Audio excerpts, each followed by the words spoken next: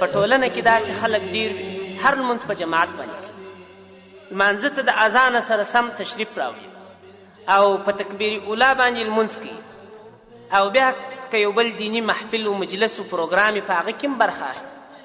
نوافل پریمانه کوي، ښه خبره ده، صدقات کوي، بهتره خبره ده، خو البته د ده په کور کې که یو منفي پروګرام جوړیږي یا د ده په کور کې نور معصیتونه کیږي یا د ده اولادونه دې په ګناه او په معصیت کې مبتلا وي، هغه نسي راګرځولی. بهترینه تقوا دا ده چې د ګناهو مخه ونیول سي. عائشه رضی الله عنها فرمایي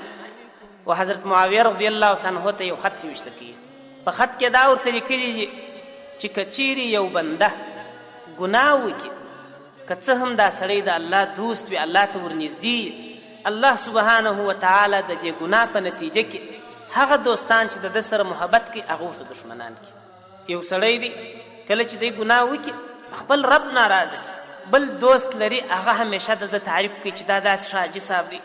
داسې ښه شیخ صاحب دی، داسې ښه بزرګ صاحب دی، داسې نیک صالح بنده دی، شپه تېر کوي یو وارې ورسره ناراضه سي، هغه دوست الله ورته دشمن کړي. ولې؟ ځکه دې سړي غټ جرم وکړي. غټ جرم دا دی چې د رب العالمین نافرماني وکړي، او یو سړی د ده په تعریف کې اخته وي، د تعریف پر ځای مذمت یې پر خوله باندې راځي، ښه ورته وایي لیکن پر خوله باندې بد راځي.